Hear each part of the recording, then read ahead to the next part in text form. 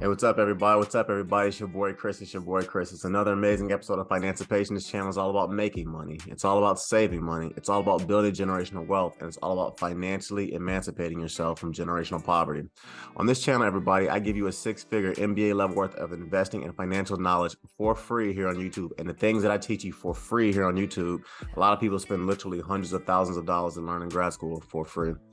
So it's obviously very clearly tax season right now, everybody. So I wanted to do a video on how to legally lower your taxes here in the United States of America. And to keep it completely real, everybody, a fine is a tax for doing something wrong. A tax is essentially a fine for doing something right. So with that, let's go ahead and start. I want to talk to you legal ways or whatever to legally lower your taxable income. And once again, this is not financial advice. This is what I've seen essentially rich people use for generations or whatever to build generational wealth. And I'm going to be completely honest about this. Tax avoidance is legally reducing your taxable income. Tax evasion, however, is completely illegal and it will land you in prison. Just ask Al Capone. All right, so let's get started. How to legally lower your taxes. First and foremost, you need to start a business. People, I've said this multiple times on multiple podcasts here on my channel on Financipation. American capitalism literally rewards business owners. So start a business. If you own a business or whatever, and you have a legitimate employee identification number, EIN number, you can deduct/write off your expenses. You can hire an accountant and make sure that they do your taxes. Say, for instance, when I say write off your expenses, let's say you need a laptop to run your businesses, you can write that off. Let's say you're going out to dinner or whatever because you're trying to win a client for your business, you can write the dinner expenses off. Let's say you run a business or whatever from your home, you can write off some of your expenses with that as far as your mortgage and your rent is concerned. Let's say you have to take a trip where you're essentially conducting business or whatever, you can write that off. So once again, people, legally lower your taxes or whatever by starting a business. Go to LegalZoom.com. I want you to start a legitimate LLC, get your employment identification number or your EIN number, and start a business. Everyone or whatever who starts this business should work at least 10 to 20 hours a week. And once again, American capitalism rewards business owners. In the United States of America, if you are a W-2 employee, you get taxed first and then essentially you get your money. In American capitalism, if you're a business owner, you get your money first, you get to spend it, and then you get taxed on what's left. So start a business, everybody. Next, charitable donations. If you watch my channel, you are very aware of the fact that I pay my son essentially a salary for the services that he does. And for a breakdown for his salary, it's like this. 50% of it immediately goes to his 529 or to some type of investment. 10% immediately goes to a church or a charity of his choosing, and the remaining 40% is essentially his money that he can spend or whatever that goes into his high interest account. So 40% of his play money, 10% immediately goes to church or to a charity, and 50% immediately goes into a custodial account. So as I said earlier, and as I said on the earlier podcast, I do believe there is a spiritual component, and for whatever reason, okay, the universe, same God or whatever, there is a component to essentially giving your money to those less fortunate than you. I truly do believe that the people who give more money essentially get more money. It's one of those weird isms that just exist in the universe. If you want to basically be blessed, essentially bless others. Another thing I've met is that generally speaking, the most successful people I have ever met in my life give away a lot of their money. It just is what it is. That is one reason why the Clintons, the Reagans, the Obamas, the Jordans, the Romneys, the LeBron Jameses of the world, and just about every rich person in America has some kind of charitable foundation. Because once again, when it boils down to what our tax system is set up, money given to charities are typically not taxed. Additionally, if you create a foundation, you can determine exactly where your money's impact is going to go, and you can have it impact the things and the issues that you care the most about. Whereas with taxes, to keep it completely honest or whatever, that's not necessarily the case, because when you pay your taxes, the federal government takes it and they do what they feel is important with it. So one surefire way to lower your taxes is to give away a lot of your money to churches or to charities that line up with your particular values. Next, I want you to examine the state or the countries that you live in and essentially consider moving to an area that has low taxes. So for my international listeners, if you go to Monaco, the Cayman Islands, Dubai, these countries all have no income taxes. And if you live there, you pay way less in taxes, period. For my US listeners or whatever, if you go to states like Florida, Texas or whatever, certain states like that, Tennessee, these states have lower income taxes, and as a result, you get taxed less. Now, obviously, there are some other factors that go into if you want to live in Tennessee or Florida or whatever, and I won't really get into that in this podcast. But at the end of the day, people, one easy way to lower your taxes is to essentially live in an area where the taxes are significantly lower, okay? Before I go any further, everybody, please hit that notification bell so that you know when I drop new content. I also want you to hit that like button, okay? So that way you can share the video. Please like, please comment, please subscribe. It gives helps the algorithm, and I thoroughly enjoy giving you guys free content.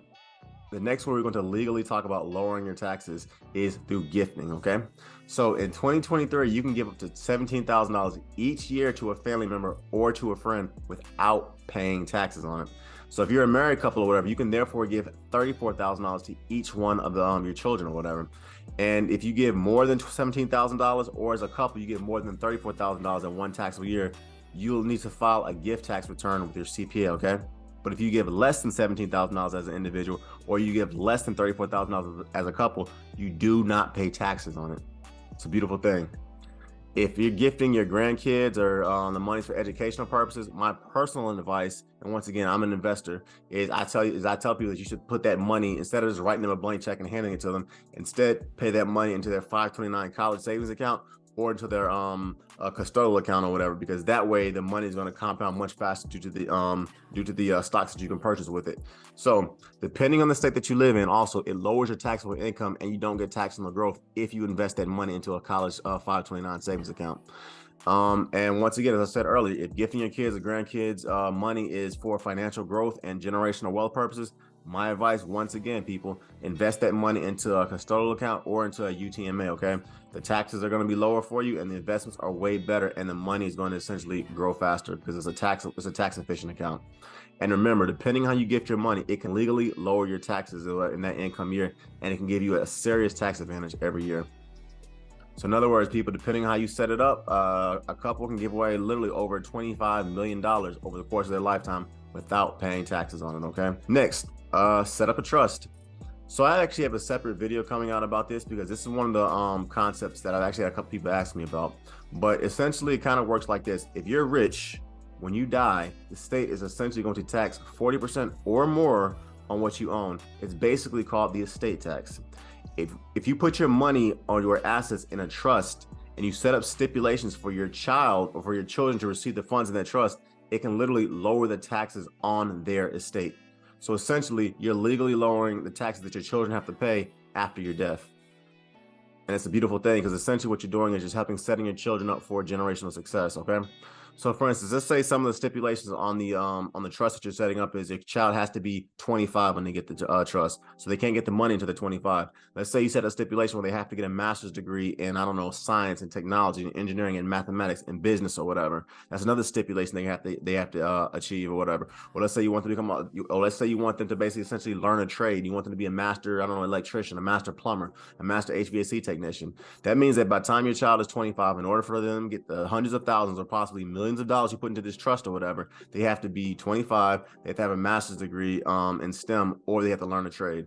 I've met people who do these types of things or whatever, and it essentially forces your children to essentially become responsible adults before they get the hundreds of thousands or possibly millions of dollars that you want to give them. And on top of that, the money that you're giving them also comes or whatever, and it saves them on having to pay a lot of taxes on it. So this is another legal way you can essentially lower your taxable income. Set up a trust, people. Next, another way you can legally lower your taxes is by maxing out what I call the 3 pillars and contributing to your retirement accounts, okay? So as I said earlier, if you follow my channel, you know there's certain things that I talk about when it comes to building generational wealth. And one of them is the importance of investing into the 3 pillars, with the 3 pillars being the 401k, the Roth IRA, and your HSA accounts. So every year you should be trying to invest, period. The way I set up my budgets is any penny that does not get spent, it immediately either goes into my emergency fund or it goes into my retirement accounts where the money can compound and grow on itself. So let's go down the line. In 2023, you can put approximately $22,500 into your 401k. That means that this is going to lower your taxable income by $22,500, because every penny you put into your 401k, that's money that can legally lower your taxable income. Now, let's say that's one pillar, because the 401k is one pillar. Next, the HSA. The HSA is an extremely powerful investing concept or whatever, so check out some of my videos about it. But essentially, for the purpose of this video, you can put $3,600 a year into your HSA if you're single. If you're married or whatever, you can put $7,200 a year into it. And the thing about it is, if you put that $3,600 or $7,200 every year into your HSA, it lowers your taxable income by that amount. That's another way you can legally lower your taxes. And then lastly, in 2023, you can put approximately $6,500 into your Roth IRA. Now, Roth IRAs they don't necessarily lower your taxable income. However, what they do, however, is that you pay taxes right now and the money grows tax-free over the years. And because taxes right now are historically low or whatever, you want to get taxed right now so that your money can grow tax-free. And when you take it out 40 to 50 years from now, it has grown and compounded exponentially over the course of that time.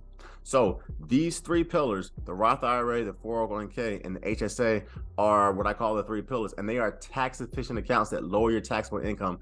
And more importantly, it allows your wealth to grow exponentially. I kind of look at the retirement accounts as like this. Imagine you plant a tree when you're 5 years old. You water it, you basically put right amount of nutrition around it, you basically soil it properly and all that stuff. And then you come back 60 years later. Imagine how big that tree is going to be. That is essentially what it's like to invest or whatever into your retirement accounts. All right, cool. Now let's keep it moving. Next, I want you to pay your children a salary, not an allowance. I want you to watch my video on paying children as employees, okay? And I go into a lot of detail about that, but I always talk about starting businesses because capitalism, once again, it seriously rewards business owners. So open a 529 or a custodial account for your children and pay them into those accounts. When your child turns 7, pay your child a salary, not an allowance. You to find legitimate work at the business that you start for your children, so that way you can essentially pay them a salary, not an allowance. All right?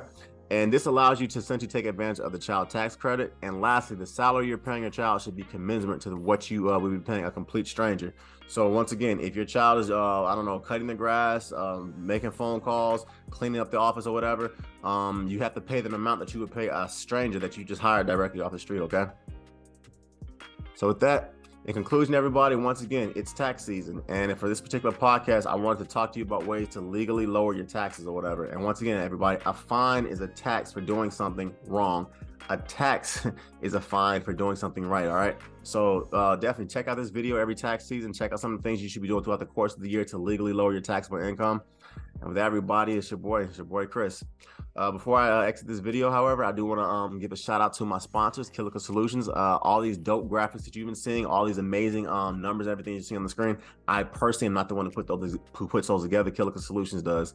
So if you need digital marketing, if you need website development, or someone to just essentially edit your YouTube videos, check out the link below because Killica Solutions is amazing in what they do. Okay. This channel, Financipation, is all about making money. It's all about saving money. It's all about building generational wealth, and it's all about financially emancipating yourself from generational poverty. Please book a one-on-one session with me if you're interested in growing your generational wealth or whatever. I can just walk you through different steps, whatever that I advise for all my clients. Please follow me on Instagram at @thereal_Financipation. My Facebook page is Financipation, and check out some of my digital, my e-products below as well. Lastly, I have a financial blog that's going to be coming out soon, and hit that notification bell, okay? And for that, it's your boy Chris. Everybody, please like, please comment, please share, please subscribe. And I'm out. Peace.